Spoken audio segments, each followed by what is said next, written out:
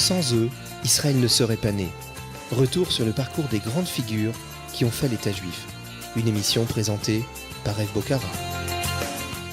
Bonjour Eliana Gorfenkel, que je remercie de nous rejoindre pour cette chronique sur les grandes figures d'Israël. Bonjour Eve Bocara, quel plaisir d'être ensemble aujourd'hui. Vous êtes partie au Brésil entre-temps. Voilà, raconter ma vie aux auditeurs, tout à fait. J'étais au Brésil, pays magnifique, mais aucun rapport avec Israël, donc on va passer à autre chose. On va s'intéresser aujourd'hui à un chanteur, celui qu'on appelait le rabbin chantant. Il avait une guitare, il se baladait à droite à gauche. Il avait une barbe et un air de Georges Moustaki. J'ai nommé le rabbin Shlomo Carlebach. Voilà, vous connaissez peut-être pas son nom, mais vous connaissez forcément sa voix, ses chansons, ses airs. Eliana, on va écouter une petite chanson et on va voir si ça nous dit quelque chose. Écoutons.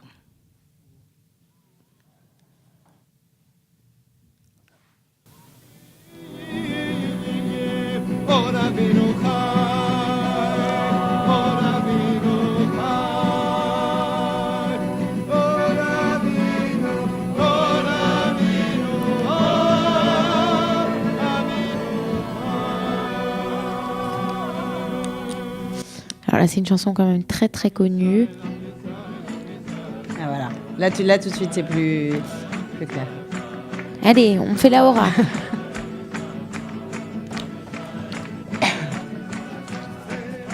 Voilà, Am Israël.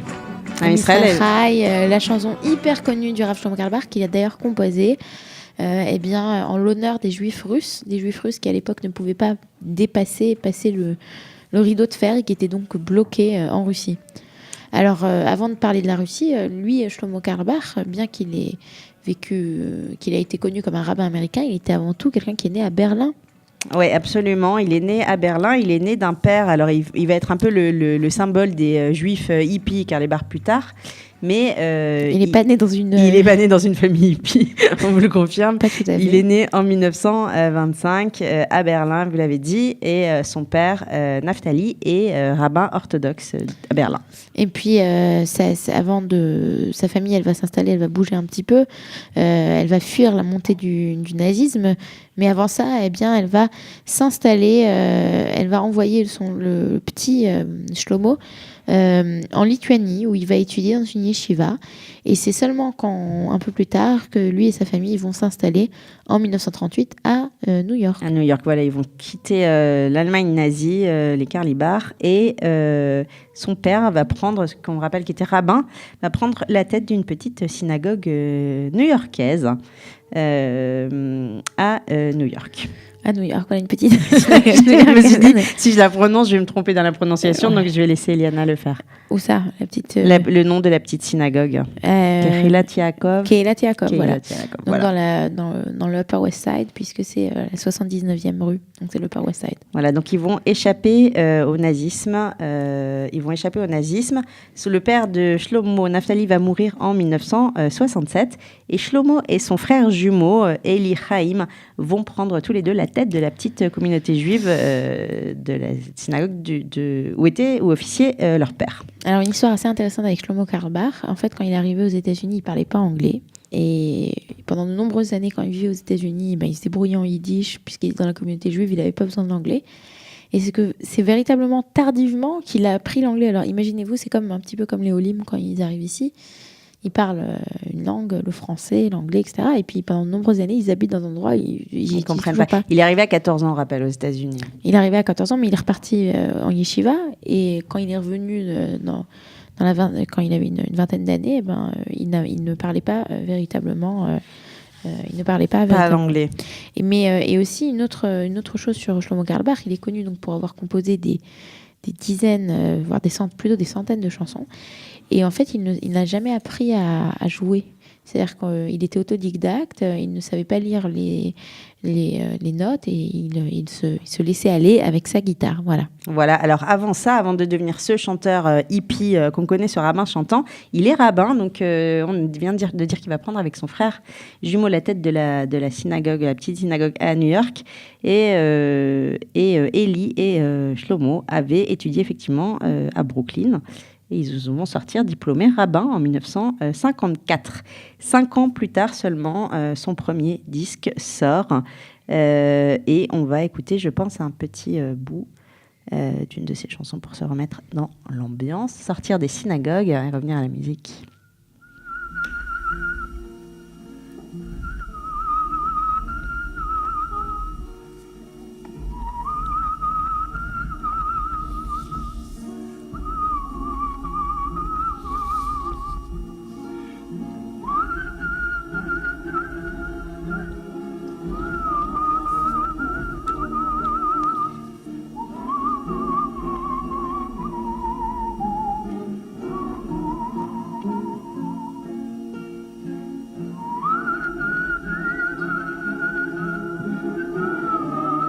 Alors, est-ce que c'est ça les nigunim, Liana ? C'était un as des nigunim, Shlomo Carlebach. Expliquez-nous ce que c'est. Alors, les nigunim, c'est dans la tradition chassidique, ce sont des musiques. Le rabbi Nachman de Bratslav dit que dans une chanson, des fois, la musique est plus forte que les paroles, parce que un nigun, donc une mélodie qu'on entonne, si elle n'a pas de paroles, chacun peut mettre ses paroles, les paroles de son cœur, et peut dire ce qu'il a envie de, les choses, auxquelles il pense. Et bien voilà, c'est la même chose avec ces nigunim. Il a donc composé de nombreux nigunim, de nombreuses musiques. En fait, la musique qu'on entend, c'est la musique de Boï Kala, de Lecha Dodi. Et il faut dire qu'aujourd'hui, vous entrez dans n'importe quelle synagogue en Israël ou dans le monde, et vous entendez des musiques, et puis ça fait partie de la tradition, et en fait vous ne rendez pas compte que c'est Shlomo Carlebach qui a composé ces musiques, et c'était véritablement c'est extraordinaire de penser à l'apport dans le monde de la musique qu'il a fait. Et puis aussi, c'est important de le dire que à cette époque il n'y avait pas beaucoup de création de musique juive, c'est-à-dire que vous aviez des classiques, mais il y avait de la musique israélienne, mais il n'y avait pas de la musique juive, dans le sens où c'est de la liturgie, où on avait les airs très connus des Chazanim pour les grandes fêtes qu'on connaît tous un petit peu, avec ces airs alsaciens par exemple, qu'on connaît à Rosh Hashanah et Yom Kippour. Et là, d'un seul coup, on a une démocratisation de la musique. C'est un petit peu...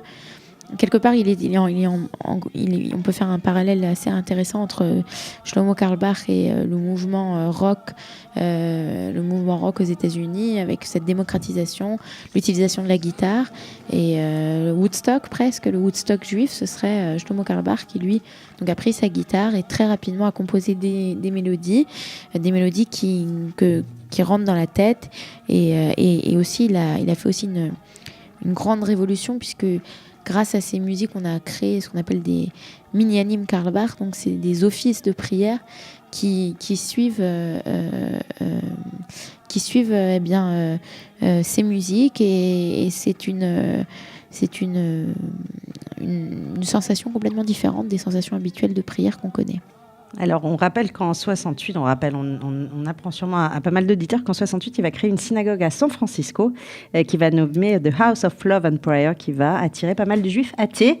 Donc, on est loin, finalement, 15 ans après sa nomination comme rabbin à New York. On en est déjà loin, mais il est important de préciser que Shlomo Carlebach a réconcilié un certain nombre de juifs qui s'étaient éloignés du judaïsme, notamment après la Shoah, avec la religion. Alors, avec la religion, et puis aussi 68, c'est une année, c'est juste après 67, donc la guerre des 6 jours, Israël qui devait, entre guillemets, être détruite et être effacée de la carte par la guerre des 6 jours, par la menace arabe, se réveille en 67, et on a une guerre qui est complètement miraculeuse, et beaucoup de personnes y voient la main de Dieu, et on a un immense mouvement de gens qui vont se réintéresser en fait au judaïsme et qui vont faire tchouva.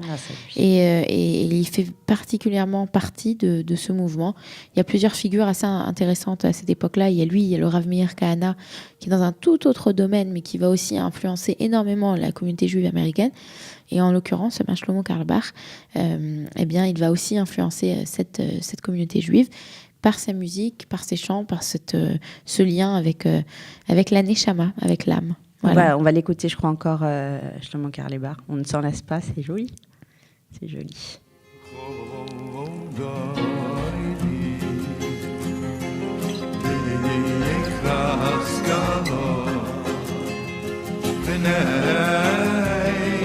Shabbat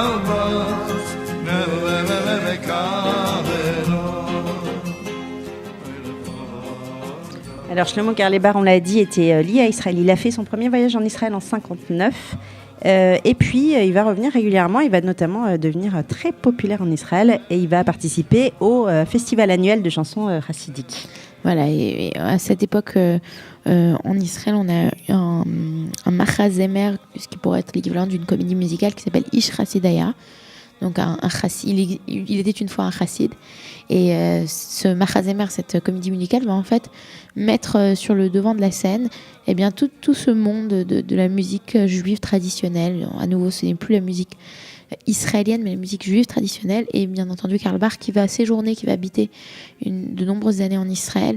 D'ailleurs, si je ne me trompe pas, la fin de sa vie sera en Israël et il va mourir en chemin vers le Canada alors qu'il habitait en Israël. Absolument. Et il y a un moshav, donc une localité, qui est le moshav de Karl Barth et des gens qui entouraient Karl Barth. En fait, c'est un moshav hippie. C'est à côté de Modine, c'est Mevo Modine, si je ne me trompe pas. Et c'est tous ces gens-là qui ont été véritablement extrêmement inspirés par ce rabbin chantant. Eh ben, merci beaucoup, Eliana. C'était un plaisir d'écouter. Une dernière petite chose qui est quand même très importante. Shlomo Karl Barth était très impliqué dans tout le mouvement pour faire libérer les Juifs du RSS. Et comme la chanson qu'on a écoutée au départ, Am Israël Chai, qui parlait justement de cette capacité du peuple juif d'être toujours en vie.